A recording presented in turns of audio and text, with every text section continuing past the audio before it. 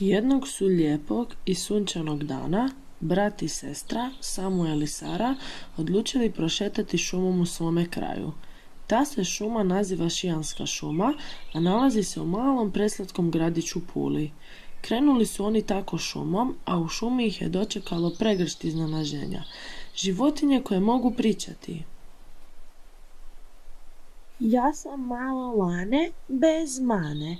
Ime moje mame je Srna, veseloga krzna.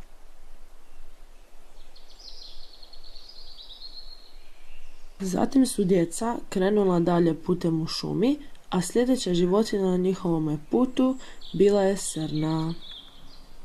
Hej djeco, ja sam Srna, česti stanar naših šuma, smeđe sam boje i volim skokove svoje. Djevojčica i dječak krenuli su dalje šumom. Ja sam vjeverica hitronoga, repa duga kitnjastoga. Uvijek trčim, rijetko drijemam, lješnjake za zimu spremam. Dječak i djevojčica su bili veoma sretni. Vjeverica, hoćemo li mi sresti još koju životinju? Naravno da hoćete, niste ni na pola svoga puta. Hodajući dalje, djeca ugledaju lisicu te se malo prepadnu. Nadam se da je ova lisica dobra te da nas neće napasti. Neće, ne trebaš se bojati, ovo je dobra lisica. Djeco, ne trebate se bojati mene, ja sam dobra lisica, a sve životinje u ovoj šumi su kao jedna velika obitelj. Djeca su odahnula te su sretno nastavila svoju šetnju. Hodajući dalje kroz šumu, djeca ugledaju medvjeda, ali dobrog i dragog medvjeda. Ja sam Medo veliki, po šumici šetam. Ne moraš se bojati, prijatelj sam svijeta. Djecici nije bilo svejedno kada su ugledali Medu, no zapravo, kada im se Medo približio, shvatili su da se ne trebaju bojati jer je Medo vrlo dobar. I šetaju dječica tako dalje šumom, kad odjednom približava im se jedna ptičica. Djeco, ja sam Djetlić, bubnjar sam naših šuma, crne boje, a omiljena hrana su mi lješnjak, orah te voće. Djetliću, hoće li biti još ptičica na našoj šetnji kroz šumu? Hoće, ali neću vam ih sada otkrivati. Zatim ugledaju još jednu slatku malu životinicu kako skakuće do njih. Jedan zeko, duga uha, brzih nogu, dobra sluha, zelen kupus jako voli, pa ga jede i bez soli. Djeco, koje ste životinje do sada vidjeli? Crnu, vjevericu, lisicu, Medu, Djetlića i tebe, zeko. Djeco, jeste li gladni? Hoćete li malo moje mrkvice? Ne treba, zeko, no htjeli smo te upitati koliko još imamo za šetati i koje sve životinje moramo susresti. Imate još par životinja i doći ćete do kraja naše šumice, a na kraju vas čeka još jedno malo iznenađenje koje smo vam pripremili. Djeca sretno uzviknu. Ura, jedva čekamo doći do kraja šume da vidimo koje ste nam iznenađenje pripremili.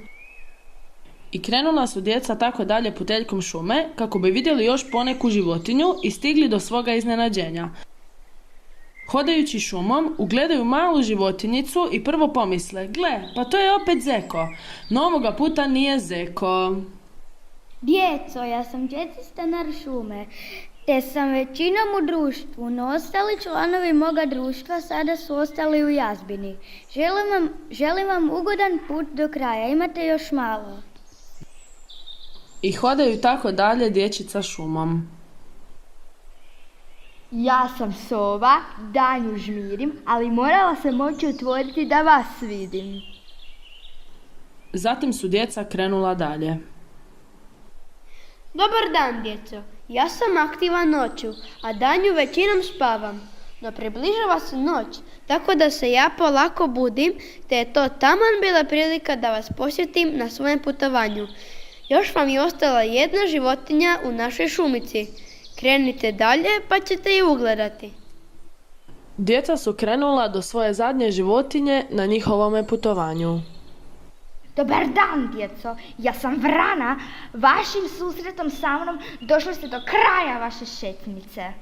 Ali Vrano, ostale životinje su nam rekle da je na kraju naše šetnje neko iznenađenje za nas, ali ja ga ne vidim. Evo iznenađenja! I odjednom sve životinje koje su djeca srela izađu i zapjevaju svoju pjesmicu. Jeverica, orah, krcka, djetlić, ljunom koru kvrca, zeći šmrku, slaku glođe, kraj njih mirno srna prođe, lane traži gdje je trava, jazavac već davno spava, sobu ljoga danju žmiri, a iz rupe hrčak viri, lija se u selo šulja, na grani se vrana ljulja, medo spava zimski san, ne zna je li noć il dan.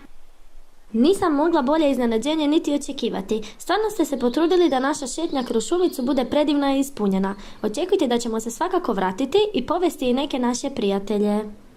Drago nam je, djeco, da vam se svidjelo naše iznenađenje.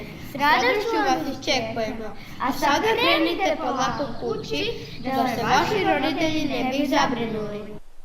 Idemo! Pozdrav svim dragim životinjama u ovoj šumici. Pozdrav i vama, djeco! I tako su Samuel i Sara kroz svoju šetnju šumicom uvidjeli mnoštvo predivnih životinja i bili su sretni i ispunjeni te jedva čekali doći kući i ispričati to svojim prijateljima i roditeljima.